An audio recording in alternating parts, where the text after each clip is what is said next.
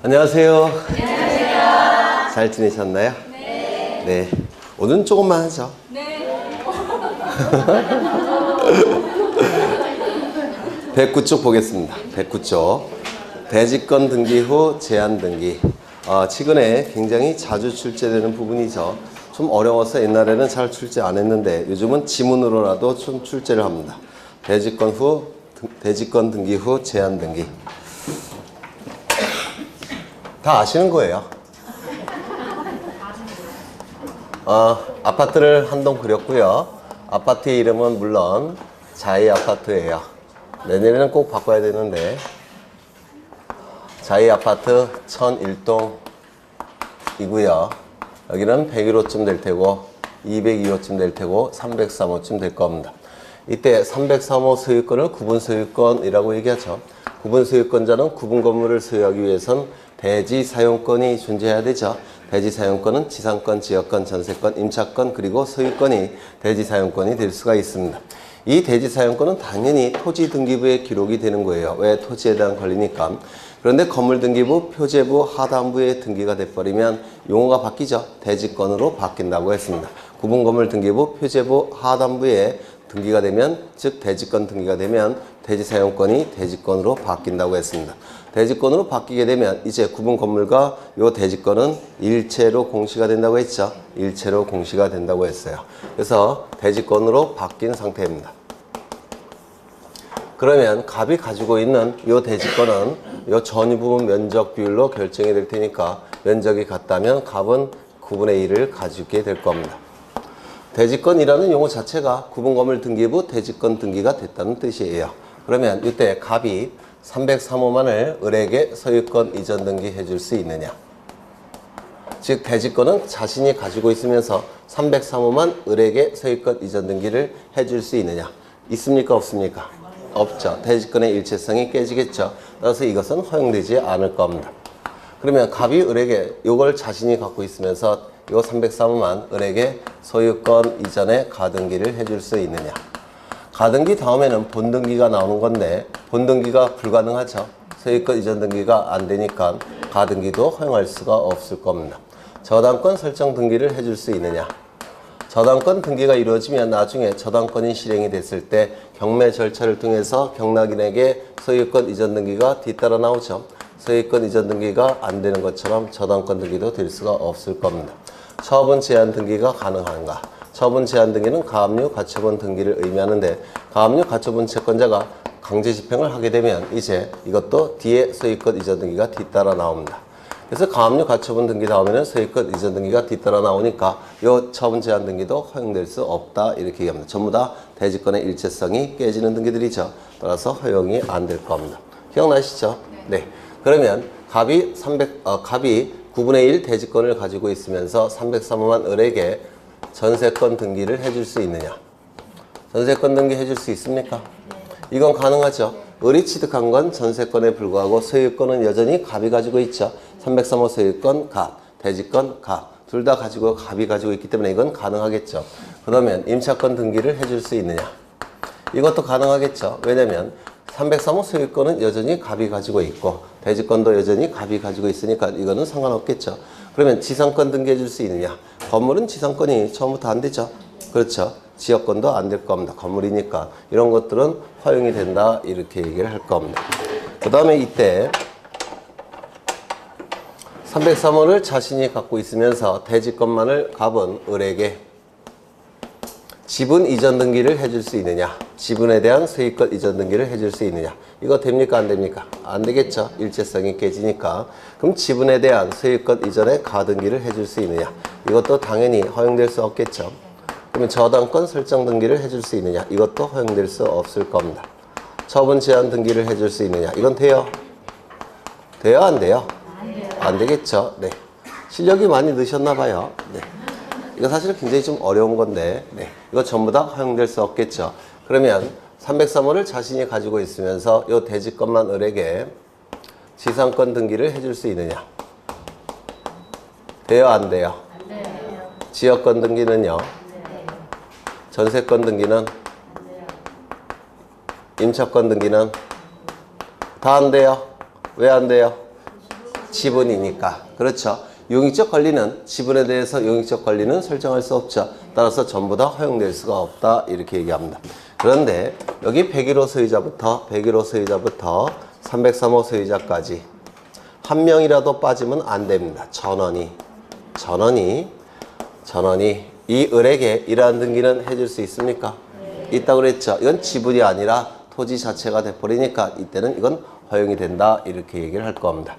이게 대지권의 일체성에서 출제가 되는 것들이에요. 이게 그럼 만약에 이 대지권이 지금은 소유권일 때 이러한 관계가 성립이 되는데 소유권일 때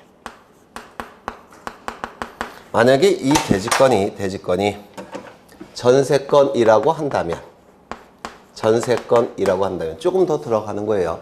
대지권이 소유권이 일반적이지만 지상권, 전세권, 임차권도 대지권이 될 수 있다고 했죠. 맞아요.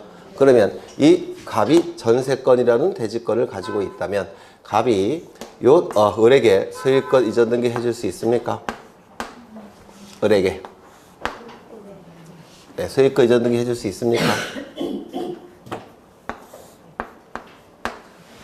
대지권이 전세권이라고 한다면 갑이 303호를 자신이 가지고 있으면서 소유권만 을에게 이전 등기해 줄 수 있을까요? 없을까요? 그러면 이 을이 취득하는 소유권은 선순위 전세권에 의한 제한을 받는 소유권을 취득하죠. 맞아요. 지금 갑이 가지고 있는 건 전세권이에요. 대지권이 전세권인 상태입니다. 그러면 갑이 전세권을 다른 자에게 넘겨줄 수는 없죠. 일체성이 깨지니까. 그러면 소유권은 넘겨줄 수 있습니까? 있겠죠. 왜요? 이 을이 취득하는 소유권은 갑이 전세권에 의해서 제한을 받는 소유권이니까 갑은 여전히 전세권을 가지고 있는 거죠. 일체성이 안 깨지죠. 이거 이해가 되셔요? 네. 되는 분도 있고 안 되는 분도 있고 안 되는 이유는 민법 실력이 아직은 소유권을 넘겨줬는데 을이 취득하는 소유권은 전세권에 의해 제한을 받는 소유권이니까 여전히 갑은 전세권자죠. 여기까지는 되셔요? 그러면 갑은 전세권이라는 대지사유권 여전히 갖고 있고 303호에 대한 소유권도 여전히 갖고 있으니까 일체성이 깨집니까? 안 깨집니까? 안 깨져요. 이때는. 민법 공부를 열심히 하셔야 돼요. 네. 그러면 이 전세권을 갑이 대지권으로 갖고 있다면 전세권 이전 등기는 가능하겠습니까? 전세권이 대지권일 때는 어려우셔요. 다시요. 전세권이 대지권이라는 것까지는 이해가 되셔요? 그러면 전세권에 대한 이전 등기를 을에게 해줘버리면 이 갑은 전세권이라는 대지권이 있어요? 없어요? 없게 되죠? 일체성 깨집니까? 안 깨집니까? 깨지죠? 그렇죠? 그러면 갑이 전세권이라는 대지권을 가지고 있을 때 전세권에 대한 저당권을 을에게 설정을 해준다면 이거 돼요? 안 돼요? 안 되죠? 전세권부 저당권도 다른 자에게 경매로 넘어갈 수 있죠. 일체성이 깨질 수가 있습니다. 전세권에 대한 가압류 가처분 등기는 되겠습니까? 안 되겠죠. 일체성이 깨지니까. 여기까지는 되셔요? 아니 그 어려운 거를 이해하시면서 왜 쉬운 걸 이해를 못 하셔요? 다시요. 네. 갑이 전세권이라는 대지권을 가진 상태에서 소유권자가 소유권을 여기 이 전세권이 대지권이라고 한다면 소유권자는 따로 있겠죠?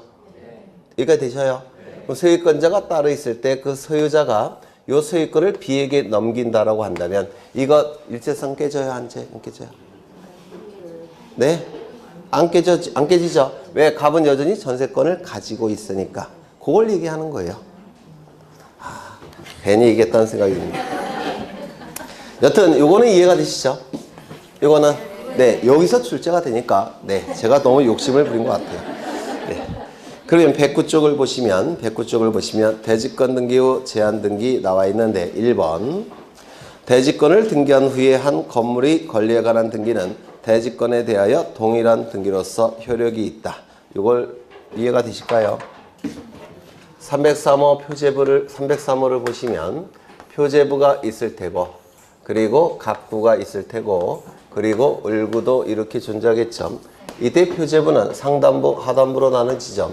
상단부는 전유 부분의 건물의 표시, 303호에 관한 내용이 들어갈 테고 요 하단부는 대지권의 종류와 대지권의 비율이 들어간다고 했죠. 그럼 대지권의 종류, 소유권, 대지권. 그 다음에 비율 9분의 1. 이때 요 상단부는 무슨 등기부의 기능을 수행한다고 했습니까? 건물 등기부의 기능을 수행한다고 했죠. 여기까지 되셔요? 네. 하단부는 무슨 등기부의 기능을 수행합니까?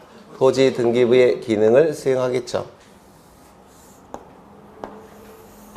그렇다면 이 303호를 갑에서 을에게 소유권 이전 등기가 된다면 그때는 303호에 대한 소유권이 갑에서 을로 넘어가면서 대소유권 대지권도 갑에서 을로 넘어가는 거죠. 맞아요. 그러면 이게 그 의미예요. 대지권을 등기한 후에 한 건물의 권리에 관한 등기는 대지권에 대하여 동일한 등기로서 효력이 있을 수밖에 없다는 겁니다. 이거 맞아요. 그렇죠. 다만 그 등기의 건물만에 관한 것이라는 뜻의 부기가 있을 때는 그러하지 아니하다. 이거를 좀 보시면 을이 현재 소유자죠. 현재 소유자인데 을이 병에게 전세권을 설정해 줍니다. 1번 전세권 설정 병. 그럼 이 병은 전세권자죠. 그러면 나중에 전세금이 반환되지 않으면 병은 담보권도 갖고 있으니까 경매 절차 넘길 수 있습니까? 있겠죠. 그러면 만약에 이렇게 전세권이 설정이 됐다면 이 병은 303호도 경매로 넘길 수 있고 그 다음에 소유권 대지권도 같이 경매로 넘길 수 있죠. 그럼 이건 소유자 입장에서는 좀 불리하죠. 그래서 소유자가 이렇게 하는 경우도 있어요. 1에 1. 1번 전세권은 건물만에 관한 것이 건물만에 관한 것이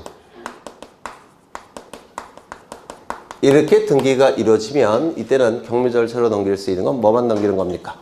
건물만 넘어가는 거예요. 이거 이해가 되실까요? 네, 이럴 수도 있다는 겁니다. 그래서 다만 그 등기에 건물만에 관한 것이라는 뜻의 부기가 되어 있을 때는 그러하지 아니하다. 이런 뜻입니다. 그러면 경매 절차로 넘길 수 있는 건 건물만 넘길 수가 있다는 겁니다.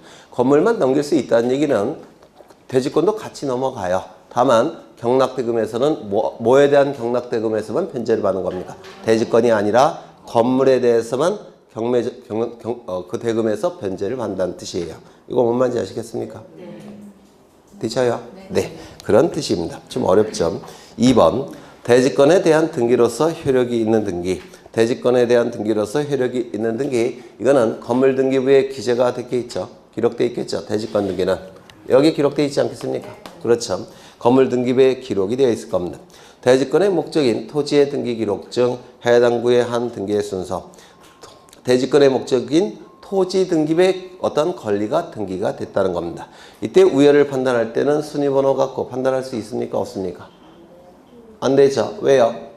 같은 등기부가 아니니까. 하나는 토지 등기부, 하나는 건물 등기부. 따라서 순위번호 갖고는 판단할 수 없고 뭐 갖고 판단합니까? 접수번호 갖고 판단할 수밖에 없을 겁니다. 자주 출제가 되죠. 작년에도 나왔던 겁니다.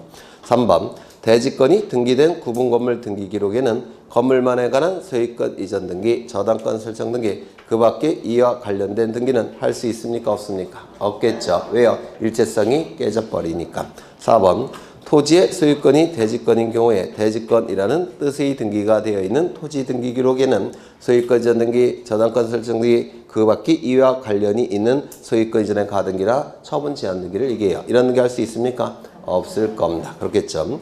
그래서 거기 구체적인 예가 나와 있는데 한번 좀 읽어보셔도 되는데 이걸 이해하시면 여기서 거의 출제가 이루어지니까 그 밑에 거는 뭐 안 보셔도 될 것 같아요.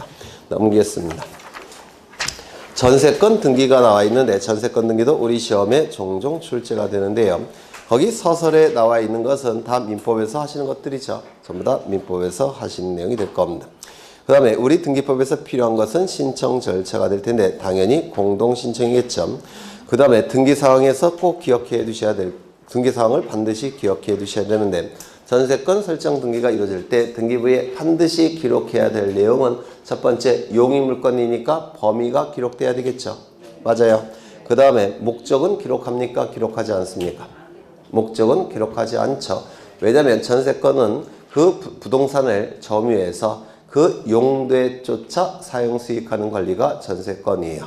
부동산을 점유해서 그 용도에 쫓아 사용 수익하는 권리가 전세권이기 때문에 목적이 따로 없습니다.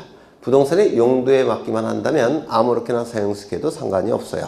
그래서 전세권은 다른 지상권이나 지역권과 달리 목적이 따로 정해져 있지 않습니다.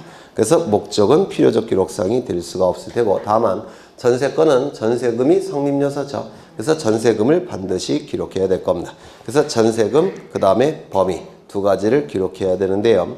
거기 필요적 기록상에서 전세권의 목적인 범위라고 나와 있는데 여기서 이 목적은 지상권이나 전세권, 지상권이나 지역권 같은 통해 또는 수목의 소유 이게 아니라 여기서의 목적은 객체라는 뜻이에요. 객체, 대상, 즉 부동산이라는 뜻입니다.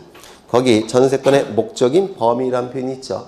이때의 목적은 객체라는 뜻이에요. 객체, 즉 부동산이라는 뜻이에요.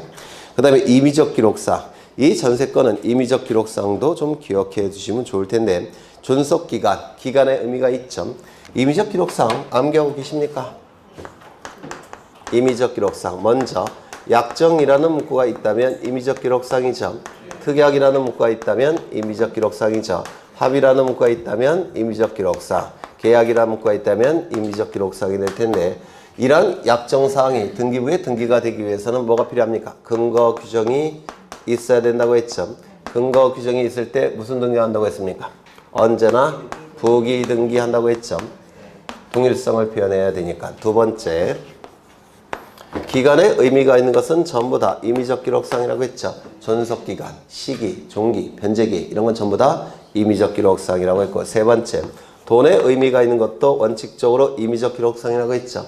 그래서 위약금, 손해배상금, 이자, 지료 이런 건 전부 다 임의적 기록상이 될 겁니다. 다만 돈의 의미가 있지만 필요적 기록사항들 몇 가지를 좀 암기해 달라고 했죠. 첫 번째, 전세권 등기에 있어서 전세금. 두 번째, 환매 등기에 있어서 뭡니까? 환매 등기에 있어서 매매대금, 매매비용. 환매 등기에 있어서 매매대금과 매매비용은 필요적 기록사항인데요. 이 매매대금, 매매비용을 뭐라고 부르냐면 환매대금이라고 불러요. 같은 뜻입니다. 그 다음에 임차권 등기에 있어서 뭐가 있죠? 차임. 이런 거는 필요적 기록상이라고 했죠. 좀 따로 외워달라고 부탁을 드렸습니다. 그러면 거기 임의적 기록상에서 보시면 존속기간. 기간의 의미가 있죠. 임의적 기록상이 될 겁니다. 위약금, 배상금. 돈의 의미가 있죠. 임의적 기록상이 될 거예요. 그 다음에 3번에 보시면 단서의 약정. 306조 단서의 약정. 306조를 봤더니 전세권자는 전세권을 타인에게 양도 담보로 제공할 수 있고 존속기간 내에 그 목적물을 타인에게 전전세 임대할 수 있는데 그러나 설정행위로 이를 금지한 때는 그러하지 아니하다. 이건 뭡니까? 양도금지 약정이죠. 양도금지 약정도 등기법에 이렇게 근거 규정이 있네요. 맞아요. 이 약정 등기는 언제나 무슨 등기? 부기 등기. 이건 여기에 해당되겠죠.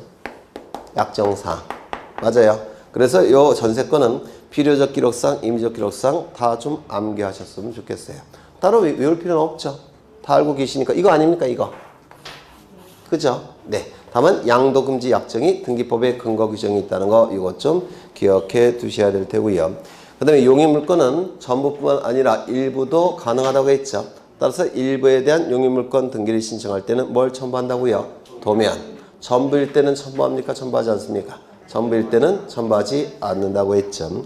그 다음에 어려운 것이 거기 전세금 반환 채권의 일부 양도에 따른 전세권 일부 이전 등기라고 되어 있는데 이거는 이제 민법 지식이 조금 필요한데요. 이 전세금 전부 양도가 가능하다면 일부 양도도 가능한 겁니다. 전세권 전부 이전 등기가 가능하면 일부 이전 등기도 가능한 거예요. 그러면 이것 좀 보겠습니다. 예전에 한 번, 두 번 정도 설명을 드린 것 같은데 여기에 이러한 부동산이 있고 소유자는 갑입니다. 갑이 을에게 전세권을 설정해 줍니다. 그러면 이제 이 전세권 설정이 되기 위해서는 먼저 전세권 설정 계약이 체결돼야 될 테고 법률행위죠. 그 다음에 전세금이 지급이 돼야 될 테고 그리고 전세권 설정 등기가 실행이 돼야 됩니다. 요 세 가지 요건이 충족이 되면 을은 전세권이 발생을 할 겁니다.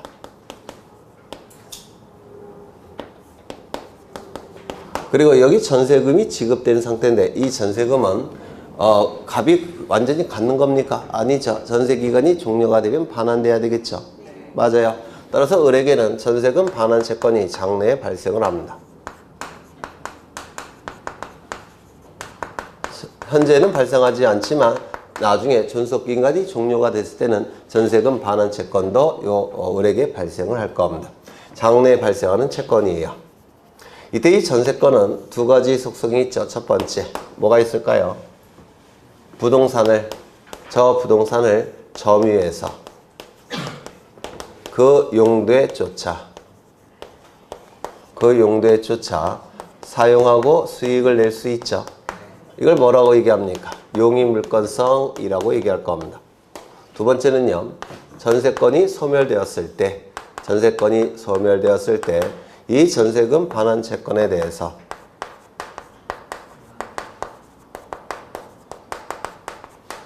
전세금 반환 채권을 위해서 목적물 전부로부터 우선적으로 변제받을 수 있죠. 이걸 뭐라고 얘기합니까? 담보물권성이라고 얘기를 할 겁니다. 되셨을까요? 그러면 이 두 가지 속성이 있는 것이 전세권이라는 권리인데요. 이때 이 전세권과 분리해서 전세금 반환 채권을 다른 자에게 양도할 수 있느냐, 요게 문제가 된 겁니다. 요것만을 다른 자에게 양도할 수 있느냐, 양도가 허용이 됩니까? 안 됩니까? 네? 돼요? 안 돼요? 돼요? 대법원 판례인데 전세금 반환 채권을 전세권과 분리해서 다른 자에게 양도할 수 있느냐? 있어요? 왜 저만 쳐다보셔요? 네. 허용되지를 않습니다. 전세금 반환 채권만을 다른 자에게 양도할 수 없다는 것이 대법원 판례예요. 왜 전세금 반환 채권을 다른 자에게 분리해서 양도할 수 없냐면 이 전세금은 두 가지 기능을 수행합니다. 첫 번째, 차임의 변칙적인 지급 방법이라고 부릅니다.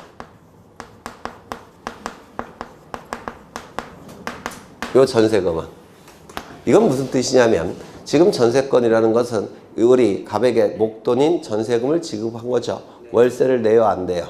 월세 안 내죠. 월세가 뭡니까? 차임이죠. 그런데 문제는 목돈이 을에게서 갑으로 넘어가는데 이때 이 목돈, 예를 들어서 10억 원이라고 한다면 10억 원의 이자가 있죠. 그 이자가 차임의 역할을 합니다. 민법에서. 이자가 차임의 역할을 하기 때문에 이 전세금은 차임의 변칙적인 지급 방법이다, 이렇게 얘기합니다. 우리 민법에서. 그러니까 월세를 따로 내는 게 아니라 목돈이 지급됐으면 그 목돈에서 나오는 이자들이 있죠. 그 이자가 월세의 역할을 하더라는 겁니다. 따라서 이걸 차임의 변칙적 지급 방법이라고 불러요. 그렇죠. 두 번째, 손해배상 채권을 담보한다, 이렇게 얘기합니다. 민법에서. 이건 무슨 뜻이냐면 이 전세권은 사용수익하는 권리죠. 사용수익하는 권리인데 점유해서 사용수익하는 권리가 바로 전세권인데 이때 사용수익할 때 망가뜨릴 수 있습니까? 요즘 강아지들 많이 키우죠. 그러면 강아지가 벽지 다 뜯어내고 그 다음에 나무로 된 문도 다 씹어버리죠. 그러면 손해가 소유자에게 발생하는 겁니다. 손해배상이라는 거는 그 즉시 배상을 해줘야 돼요. 그러면 망가뜨릴 때마다 손해를 배상해 줘야 됩니다. 누가? 을이 갑에게. 그런데 보통 손해를 그 즉시 배상을 안 하죠. 이 경우는 언제 배상합니까? 나갈 때.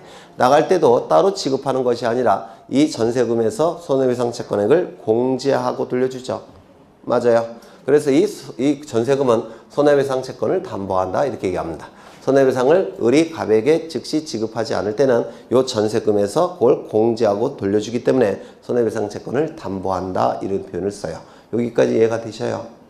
그래서 두 가지 기능을 수행하는 것이 전세금이라는 겁니다. 그렇다면 만약에 이 전세금 반환 채권만을 A에게 양도할 수 있다면 사용수익하는 자는 누가 되는 겁니까? 누가 사용수익하고 있습니까? 을이 사용수익하고 있죠. 그런데 차임이나 손해배상은 누가 해주는 결과가 되는 겁니까? A가. 말이 안 되죠. 그래서 우리 대법원은 전세금 반환 채권만을 다른 자에게 양도할 수 없다, 이렇게 얘기합니다. 이거 이해가 되실까요? 그렇죠. 그렇다면 만약에 이 용의물권성이 소멸되었다면 이때 사용수익은 이제 그만하지 않죠. 사용수익은 이제 하지 않으니까 이제 차임을 지급할 이유가 있습니까? 을이? 없죠. 그 다음에 요 을이 손해배상 해줄 이유가 있습니까? 없죠. 그러면 요 용익물권성이 소멸되었다면 이제 담보물권성만 남아있을 텐데 이때는 요 전세금 반환 채권을 양도할 수 있겠습니까? 이건 가능하겠죠. 그러면 피담보 채권이 양도가 됐으니까 요 담보물권도 어떻게 되는 겁니까? 따라가야 되겠죠.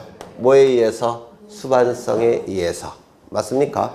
그러면 전세권은 지금 용익물권성은 소멸되었지만 담보물권성은 살아있는 상태니까 전세권 등기도 말소해서는 안 되겠죠.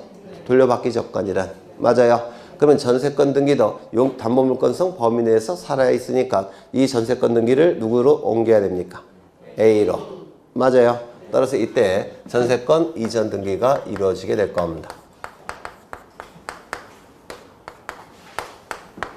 여기까지 이해가 되실까요? 그렇다면 이때 용익물권성이 소멸한 경우에만 그 전세금 반환 채권을 양도할 수 있는 것이고 그때만 전세권 이전 등기가 이루어지게 될 겁니다. 그러면 전부 양도가 가능하다면 일부 양도도 가능한 것이고 전부 이전 등기가 가능하다면 일부 이전 등기가 가능한 건데 이걸 자꾸 출제합니다. 이걸 계속해서 출제를 하고 있어요. 소멸이 된 경우에만 양도할 수 있다는 겁니다.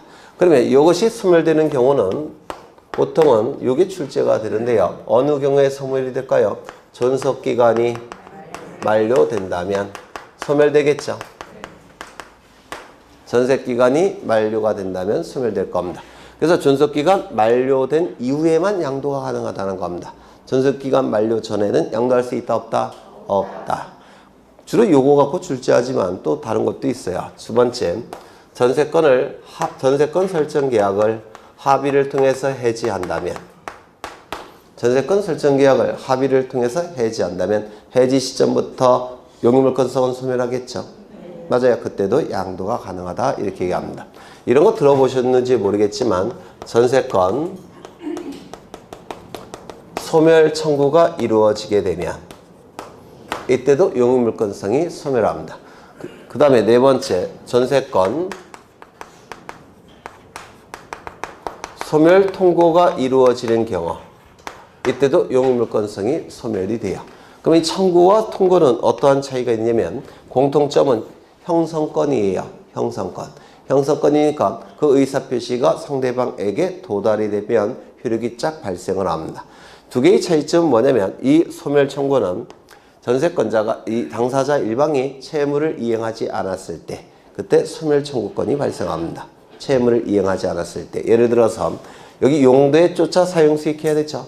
근데 용도에 쫓지 않고 사용수익하게 되면 가분을에게 소멸을 청구할 수가 있습니다. 그러면 소멸이 돼버려요. 이게 바로 소멸 청구권입니다. 채무를 이행하지 않았을 채무비행. 이거는요 전세권의 존속기간이 정해지지 않았을 때 그때는 요 소멸 통고를 하게 됩니다. 민법에서 하실 거예요. 그래서 주로 이게 출제가 되지만 이것도 나올 가능성이 조금은 있다 이렇게 얘기를 합니다. 그러면 책을 좀 보시면 전세권 반환 채권의 일부 양도에 따른 전세권 일부 이전 등기 1번을 보시면 등기관이 전세권 반환 채권의 일부 양도를 원인으로 한 전세권 일부 이전 등기를 할 때는 양도액을 기록한다. 얼만큼 전세금을 얼만큼 넘겨줬는지 지분이 결정돼야 되니까 양도액이 기록이 돼야 되겠죠. 양도액 동그라미 치시고요. 그 다음에 2번을 보시면 전세권 일부 이전 등기 신청은 전세권의 존속기간의 만료 전에는 할 수 있다 없다? 없다. 만료 전 꼭 기억해 두셔야 합니다. 만료 전에는 할 수 없다. 만료가 돼야지만 할 수 있다는 것이죠. 그래서 만료 전에도 할 수 있다. 이렇게 자꾸 출제를 해요. 다만 존속기간 만료 전이라도 해당 전세권이 소멸하였음을 증명하여 신청하는 경우에는 그러하지 아니하다. 그때도 양도할 수 있다는 뜻이죠. 그러면 여기에 해당되는 게 뭐가 있다고요? 합의해지, 소멸청구, 소멸통고. 그렇죠. 이런 게 있더라는 겁니다. 그래서 이 전세금 반환 채권 일부 양도에 따른 전세권 일부 이전 등은 좀 어려운 개념이에요. 좀 이해를 해주셨으면 좋을 것 같고요. 그 다음에 근저당권 또는 저당권 설정 등기 나와 있는데 많이도 출제가 됐죠. 이 저당권 설정 등기는 당연히 원칙이 공동 신청이 되겠죠. 그런데 여기서도 주로 출제가 되는 것이 신청 정보의 기록상이 출제가 되는데요. 필요적 기록상 거기 보시면 누가 빌려갔는지 채무자 얼마를 빌려갔는지 채권에 이 두 가지를 반드시 기록해야 되겠죠. 누가 빌려갔는지 채무자, 얼마를 빌려갔는지 채권에 두 가지를 반드시 기록해야 될 겁니다. 그런데 근저당권 같은 경우는 채권액이 확정되어 있습니까? 아니죠. 증감 변동하고 있죠. 따라서 일정 한도액을 기록해야 되는데 일정 한도액을 뭐라고 부릅니까? 채권 최고액이라고 부를 겁니다. 그 다음에 거기 1동글뱅이 1번을 보시면 채무자와 저당권 설정자가 동일한 경우에도 반드시 채무자를 기록해야 된다. 우리 시험에 아주 자주 출제가 이루어지고 있는데요. 다 했던 것들이에요.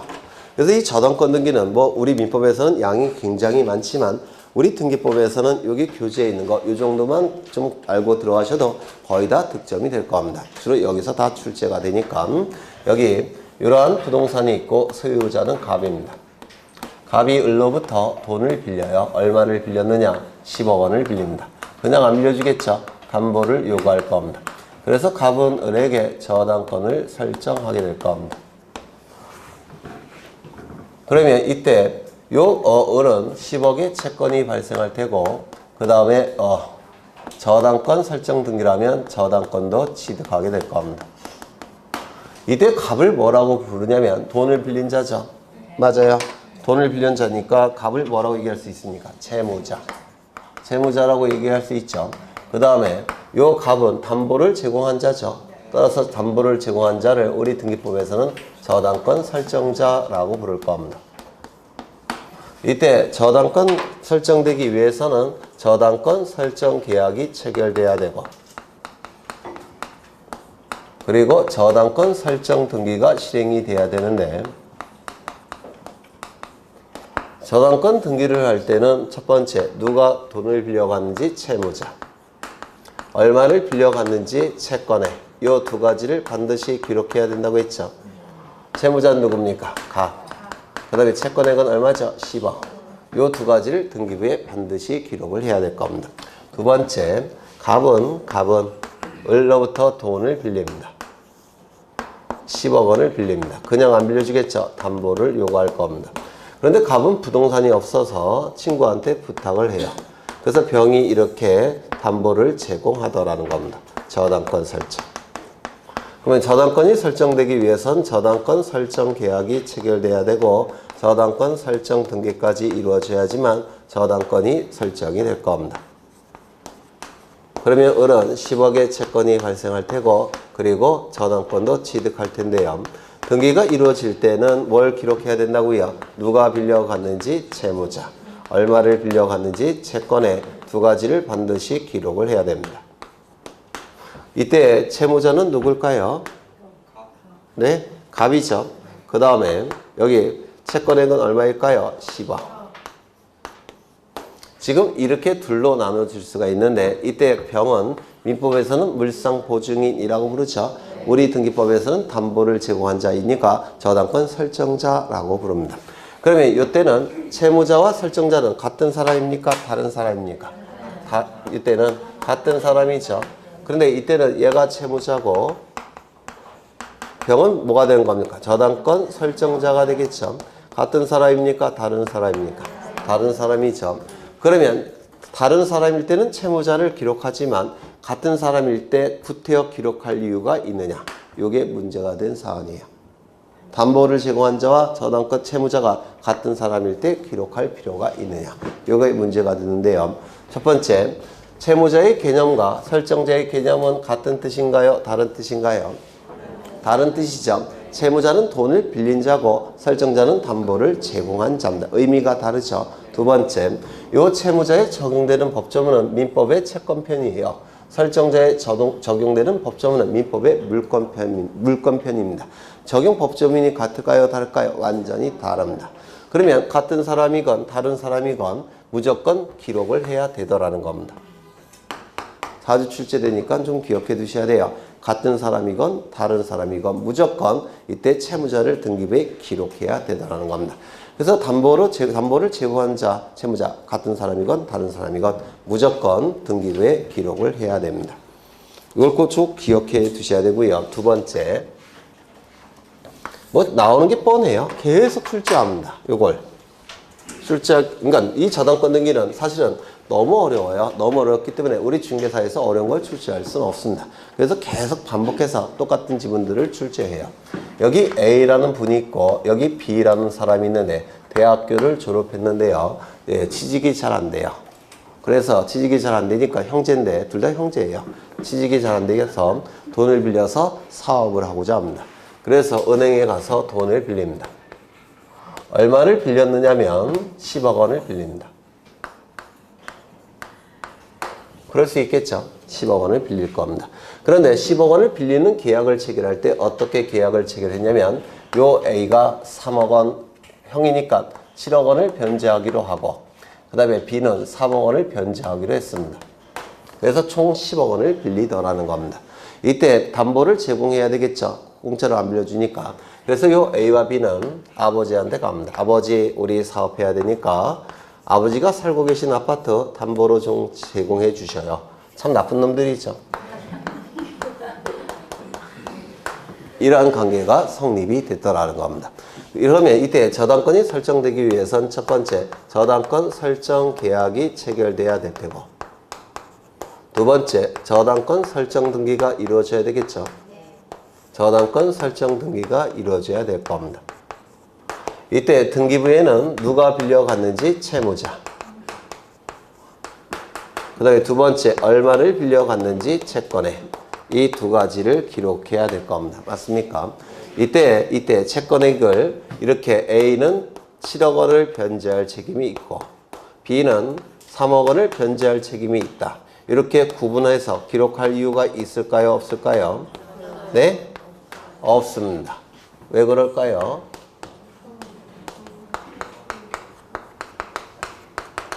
이걸 구분해서 기록할 이유가 없습니다. 왜냐면 저당권이라는 것은 담보물권이죠.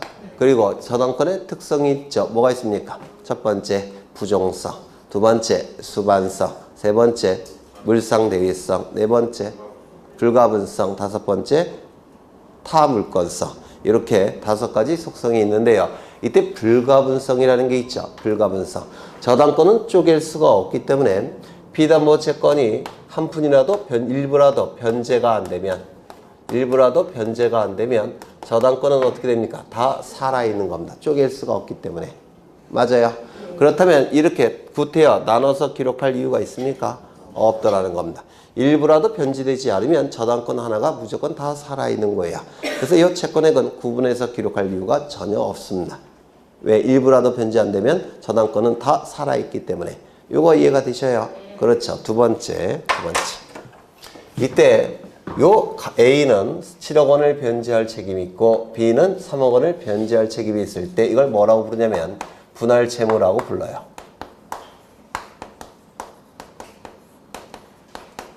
분할해서 변제할 책임이 있을 때 이를 분할 채무라고 부릅니다. 우리 채권법에서 민법의 채권법에서. 그런데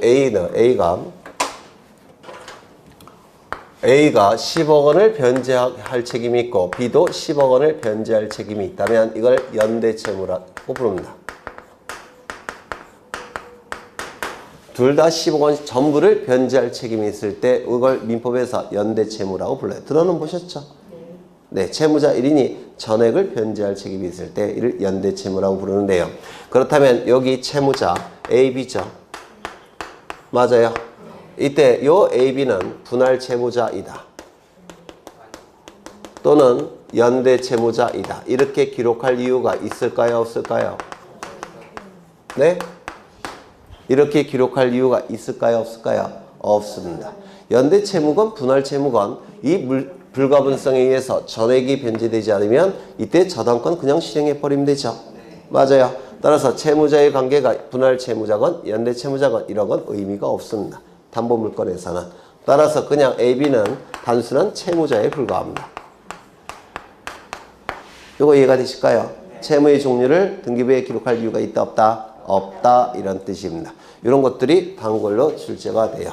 그러면 책을 보시면 1번 채무자와 저당권 설정자가 같은 사람이라 경우에도 반드시 채무자를 기록해야 된다. 생략할 수가 없다는 겁니다. 같은 사람이건 다른 사람이건 채무자는 무조건 등기부에 기록해야 되더라는 겁니다. 이거 이해가 되실까요? 두 번째 수인이 연대채무자라도 단순히 채무자로 기록한다. 연대채무자로 기록할 수 있다 없다? 없다. 분할채무자로 기록할 수 있다 없다? 없다. 불가분성에 의해서 피담보채권 전액이 변제되지 않으면 저당권 하나는 살아있는 것이고 전액이 변제되지 않으면 저당권 전체를 실행할 수가 있기 때문에 그렇습니다.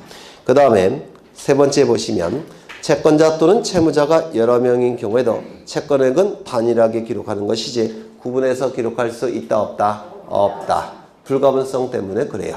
피담보채권이 전액이 변제되지 않으면 저당권 하나는 살아있는 것이고 그리고 경매 절차에 넘길 수가 있기 때문에 채권액을 구분해서 기록할 이유는 전혀 없을 겁니다. 이거 이해가 되실까요? 그렇죠. 그 다음에 2번 저당권의 내용이 근저당권인 경우에는 신청 정보의 등기 원인이 근저당권 설정 계약이라는 뜻과 채권의 최고액, 채무액을 기록해야 된다. 먼저 근저당권은 채권액이 증가된다고 하니까 이게 확정되지 않았죠. 따라서 한도액을 기록하는 겁니다. 즉 채권액이 아니라 채권 최고액을 기록하겠죠. 두 번째 누가 빌려갔는지 채무자를 기록해야 되겠죠. 그리고 이 근저당권은 일반 저당권과 의미가 같아요 달라요? 다르죠. 따라서 일반 저당권과 구별하기 위해서 근저당권이라는 사실도 등기부에 표시를 해줘야 된다. 요거 이해가 되실까요? 그렇죠. 그 다음에 저당권의 목적이 소유권 이외의 권리인 때는 그 권리를 표시해야 된다. 저당권의 종류는 세 가지가 있죠. 뭐가 있을까요? 저당권의 종류 또는 근저당권의 종류. 소유권자가 설정해주는 소유권부 저당권. 부자는 붙일 부자를 써요. 소유권에 붙은 저당권이란 뜻입니다. 지상권자가 설정해주는 지상권부 저당권. 또는 전세권자가 설정해주는 전세권부 저당권. 이렇게 세 가지 종류의 저당권이 있습니다. 물론 근저당권도 세 가지 종류예요. 근저당권도 마찬가지로 세 가지입니다. 그렇다면 이때 이 원칙적인 저당권은 뭐냐면 소유권자가 설정해주는 이게 소유권부 저당권이 원칙이에요. 이게 99%입니다.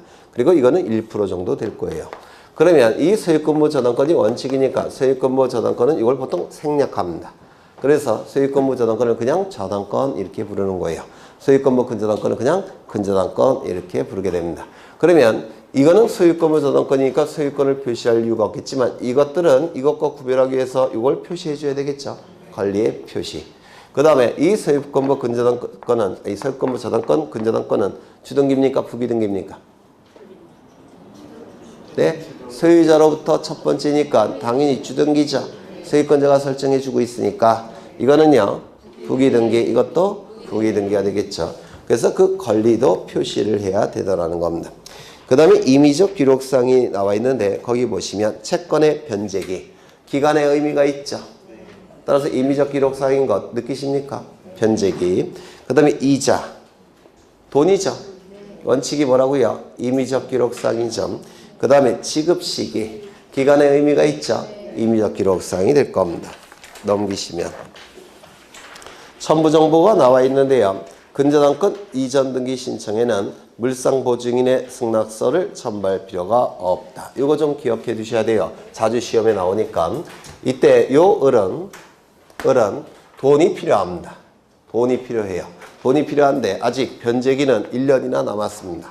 그렇다면 요 을은 변제기가 1년이나 남았으니까 갑에게 변제를 청구할 수는 없죠. 그 다음에 변제기가 1년이나 남았으니까 저당권도 실행할 수 없죠. 돈을 만드는 방법이 여러 가지가 있을 텐데 이 채권을 정액에 양도를 합니다. 이걸 채권 양도라고 불러요. 그러면 피담보 채권이 다른 지역에 넘어가니까 저당권도 어떻게 될까요? 넘어가야 되겠죠. 따라서 무슨 등기가 실행이 돼야 됩니까? 저당권 이전 등기가 이루어져야 되겠죠. 저당권 이전 등기가 이루어지게 될 겁니다. 그러면 을은 10억의 채권 취득할 테고 그 다음에 저당권 이전 등기를 한다면 저당권도 취득하겠죠. 이건 주등기일까요? 부기등기일까요? 부기등기겠죠. 맞아요. 여기까지 되셨을까요? 그러면 여기서 이 피담보 채권을 양도할 때 이때 병의 승낙이 필요하냐? 이게 문제가 된 겁니다. 채권이 양도가 되면 저당권도 넘어가죠. 그러면 이때 저당권 이전 등기를 신청할 때는 병의 승낙서가 첨부돼야 되느냐? 이게 문제가 된 사안입니다. 첨부할까요? 안 할까요? 왜요? 왜요? 이유를 아는 것이 이해하는 거죠. 왜 이 승낙서 첨부할 필요가 없을까요? 네?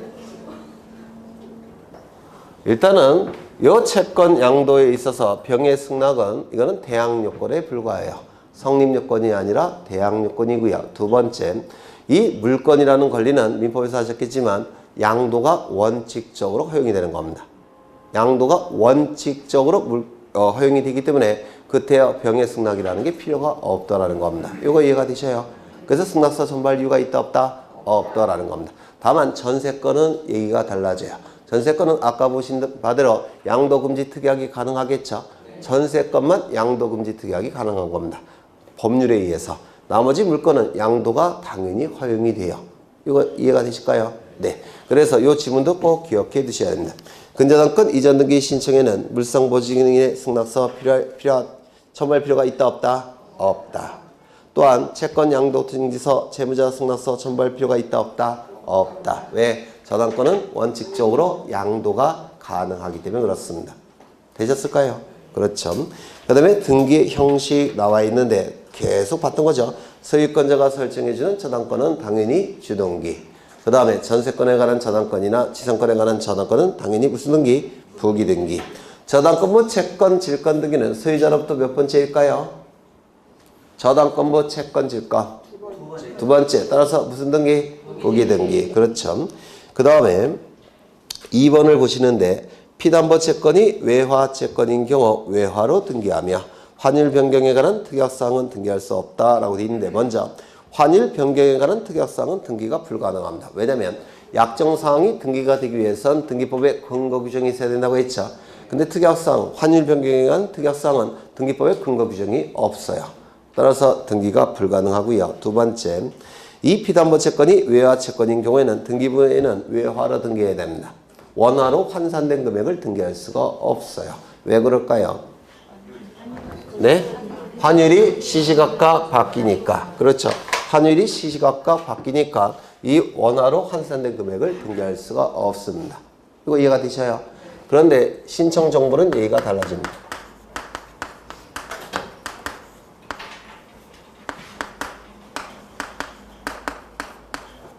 등기부에는 외화 채권 자체를 등기한다고 했죠.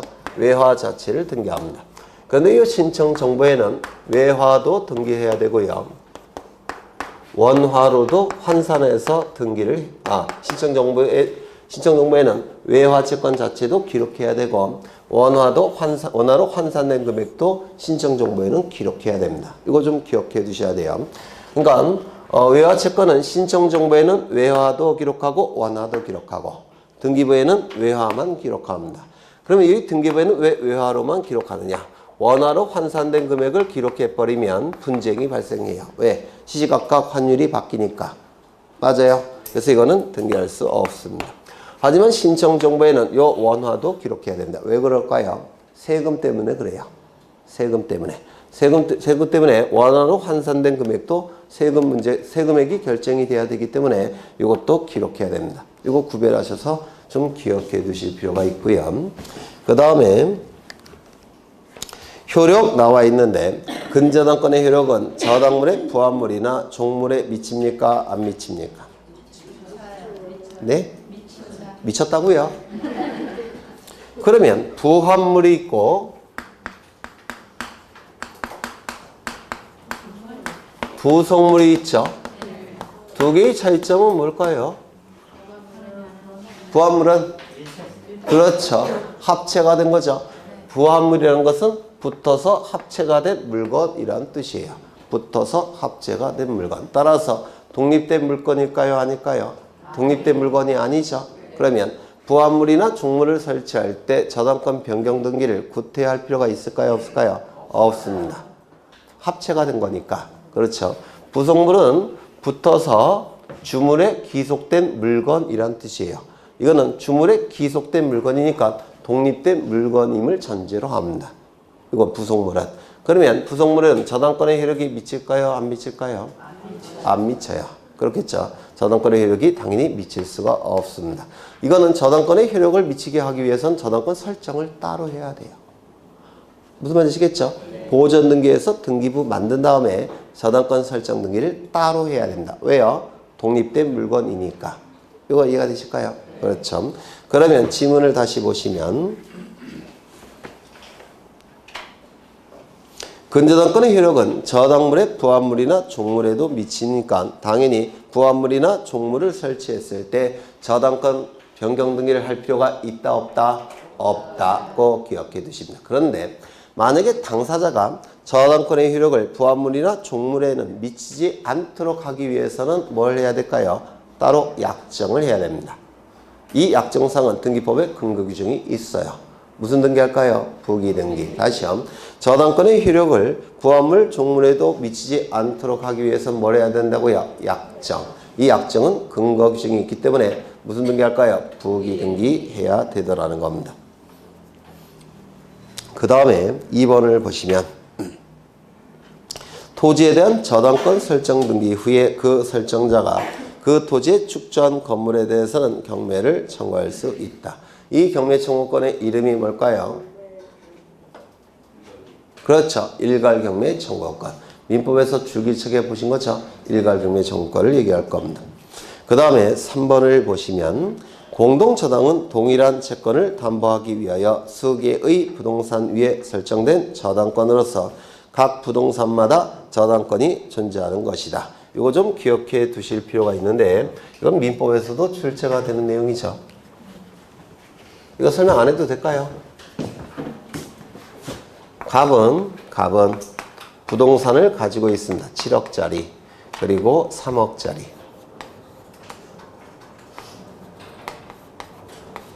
이때 갑은 을로부터 돈을 빌립니다. 얼마를 빌렸느냐? 10억 원을 빌려야. 그냥 빌려주진 않겠죠. 담보를 요구할 겁니다. 그래서 이것만 담보로 제공하면 담보가 부족하죠. 그래서 다 담보로 제공해야 됩니다. 이렇게 저당권을 설정하게 됩니다. 그러면 이쪽 이건 100번지 토지고 이건 101번지 토지라고 할 때 100번지 토지 등기부에는 10억 채권 기록이 되고 저당권 설정 등기 실행되겠죠. 맞아요. 그 다음에 101번지 토지 등기부에도 10억 이렇게 채권액이 기록이 되고 저당권 설정 등기 이루어지겠죠. 이걸 뭐라고 부르냐면 공동저당이라고 부릅니다. 공동저당. 공동저당은 이 채권액이 반드시 같아야지만 공동저당이 돼요.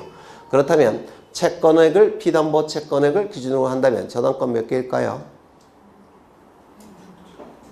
피담보 채권액을 기준으로 한다면 하나의 동일한 채권을 담보하기 위해서 수개의 부동산에 설정된 저당권이 공동저당이에요. 그래서 채권액이 같아요. 그럼 이게 20억짜리입니까? 아니죠. 10억짜리죠. 따라서 채권액은 10억 하나예요. 맞아요. 그럼 채권액을 기준으로 한다면 저당권 몇 개일까요? 한 개입니다. 한 개. 그런데 부동산을 기준으로 해버리면 저당권이 몇 개가 돼버려요? 두 개. 그래서 학설이 나뉘는 겁니다. 채권액을 기준으로 해서 피담보 채권액을 기준으로 해서 저당권의 개수를 정하자라는 학설도 있고 부동산을 기준으로 해서 저당권의 개수를 정하자라는 학설도 있는 겁니다. 그런데 판례는 뭐로 보겠다는 겁니까? 부동산을 기준으로. 판례는. 그렇다면 저당권이 몇 개예요? 두 개. 그렇죠. 그래서 이게 학설의 논의가 있기 때문에 이것도 좀 기억해 두실 필요가 있습니다. 민법에서는 대단히 중시되는 되는 거죠. 공동저당은 채권액을 기준으로 하는 게 아니라 부동산을 기준으로 하기 때문에 저당권의 개수는 부동산 개수만큼 존재하더라는 겁니다. 되셨을까요? 네. 그 다음에 4번. 등기관이 동일한 채권에 관하여 여러 개의 부동산에 관한 권리를 목적으로 하는 저당권 설정의 등기를 할 때 이게 뭡니까? 공동저당. 맞아요. 만약에 10억 원을 빌렸는데요. 100번지 토지 등기부에는 채권액이 7억 이렇게 기록이 되고 101번지 토지 등기부에는 채권액이 3억 이렇게 기록이 됐다면 이건 공동저당이에요? 아니에요? 아니죠. 이건 일반 저당권이 두 개가 있는 겁니다. 그래서 공동저당권과 일반 저당권은 완전히 다른 거예요. 그렇죠. 네. 그러면 이거 좀 기억해 두셔야 되는데 각 부동산의 등기 기록에 부동산에 관한 권리가 다른 부동산에 관한 권리와 함께 저당권의 목적으로 제공된 뜻을 기록해야 된다. 이거 기출 지문인데요. 동일한 채권을 담보하기 위해서 수개의 부동산을 담보로 제공한 것이 공동저당이죠. 맞아요. 그러면 요쪽 등기부에는 요거에 대한 표시가 있을까요? 없을까요? 해줘야 되겠죠. 전부를 담보로 제공한 거니까. 요쪽 등기부에는 요거 표시돼야 될까요? 돼야 되겠죠. 전부 다 동일한 채권을 담보하기 위해서 수개의 부동산을 담보로 제공한 것이기 때문에 여기에 대한 권리도 이쪽에 표시해야 되고 여기에 대한 권리도 이쪽에 표시해야 되지 않겠습니까? 이거 이해가 되셔요? 네.